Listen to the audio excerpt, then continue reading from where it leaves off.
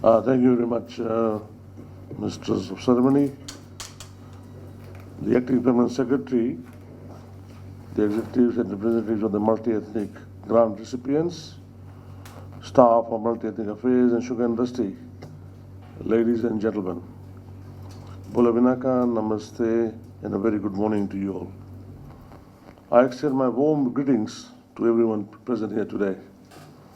A special welcome to all the officials, executives, and representatives of the organization that are receiving the grant from my Ministry of Multi-Ethnic Affairs grant program. At the outset, I am delighted to acknowledge that this marks the second round of grant disbursement by my ministry, which is commencing in the Central Division. As you all know, the ministry's re-establishment aligns with the government's vision to spearhead multi-ethnic relationships with the overarching goals of promoting social cohesion and leveraging the diversity. To achieve the government's vision, the ministry has undertaken notable initiatives, including the construction of 4 guest crematorium around the country. I've been hearing that is going to be constructed, but I don't know how far it's gone. Because, to be honest, I'll tell you one thing, the government system is so slow that it's taken over a year for us to just get a simple project going. If it had been my private company, it would have been done in 3 months' time. And I'd like to give this warning to the government civil service that you guys should put up your acts together and make this happen. You know? Because 1 year is gone, budget has been approved, nothing is happening. This paper has been transferred from one table to the other table to the other table, and I'm getting pissed off with this. I'm warning all the civil servants, not only my ministry, that everybody should put up their acts together. The support for the construction of the Sarad Ghat to be established in Lambasa and Latoka. That's another project I'm hearing for so long. It's going to happen. Preliminary works of the digitizing the agreement records. Again, we are running in circles. From the last 2 days, I've been hearing that one guy wants to know what has happened. And as I was coming to this office, I was going to call from the people that were supposed to get the tender, and they're saying, look, if this is the way it's going to go, they're going to withdraw the project. So as I said, I'm very, very upset with the way the civil servants are operating in this country. Increasing its outreach through the community engagement program. Obviously, as you know, that this funding is all about helping the poorest of the poor, the communities of the poorest of the poor. And this is what we are targeting. We don't want to give any money to any rich community because they are already well fed in their life. And the rolling out of the grant program, already as I said, has distributed 1.48 million in the first round. And the second round, which are commencing today, in the second round, and we'll disburse it, the amount comes to 228,000. The ministry achieved a successful agreement commemoration event from 10th to 12th May at Subrel Park. Despite adverse weather conditions, the event was largely fruitful.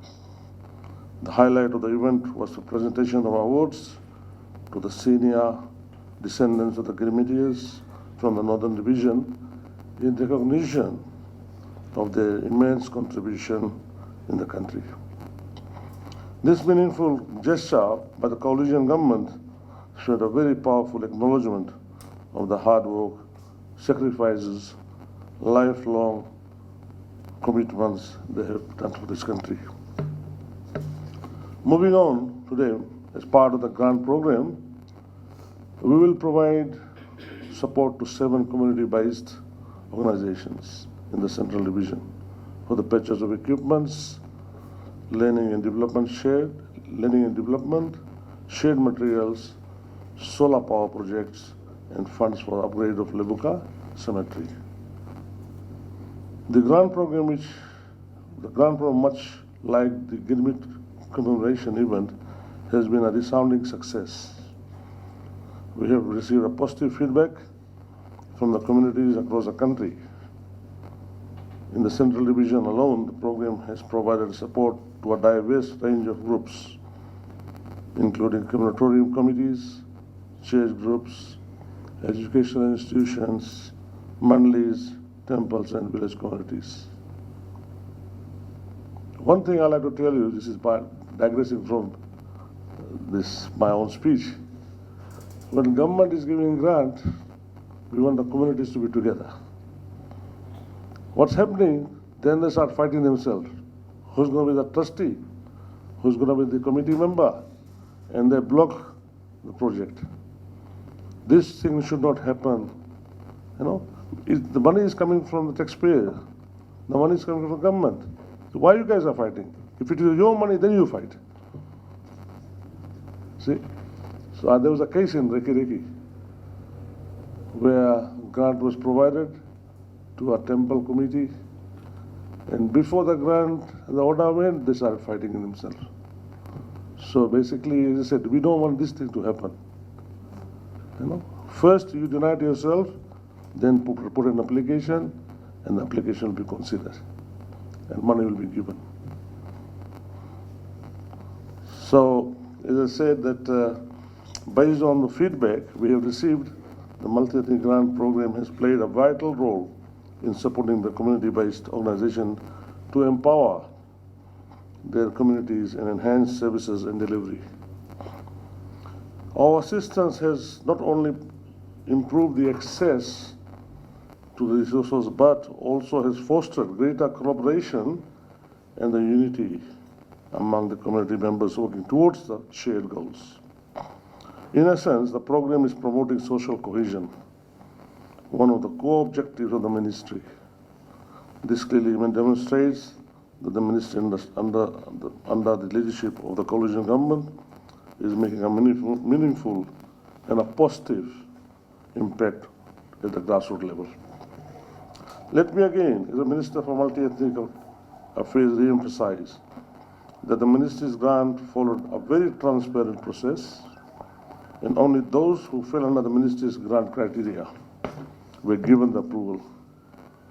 Every application was treated with fairness and given equal treatment. I have no influence whom to give, to be honest. I have given it purely to the committee, and whoever deserves, they are getting it. Because this is not, I'm not giving this money for election campaign. The election is 2 years away. As you all know, we cannot give grants to all applicants. There are those that may have missed out this time due to issues in the application or late application. And I urge people who are applying, follow the right procedure, fill up your forms, give all the information, you'll be considered.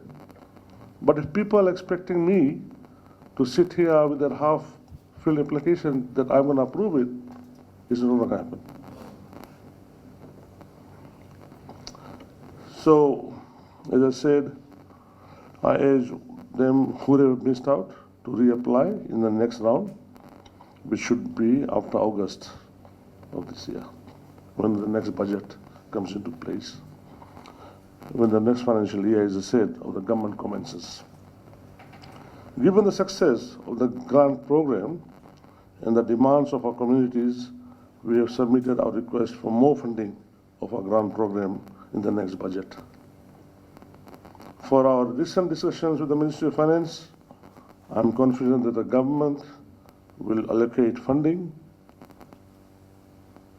for our grant program so that we could assist more communities in the next financial year. On this note, I take the opportunity to congratulate you, the grant recipients. It is a momentous day for me and my ministry staff. I must say that we are privileged to serve you. And as Minister for Multi-Ethnic Affairs, I must also emphasize that my ministry will continue to monitor each project under the grant program. There is need for accountability, as you know that these are public funds and should be utilized for the intended purpose. In conclusion, on behalf of the coalition government and Honourable Prime Minister, I extend the best wishes to you all. I trust that you will work in close partnership with my ministry and make the most of the support provided through these grants. I also wish to reaffirm the coalition government's commitment to be inclusive in all the developments, ensuring that every Fijian has the opportunity to live in peace and harmony. Through this ongoing collaboration between the government and the grassroots communities, we will build the foundation of a united Fiji. With these words, thank you very much.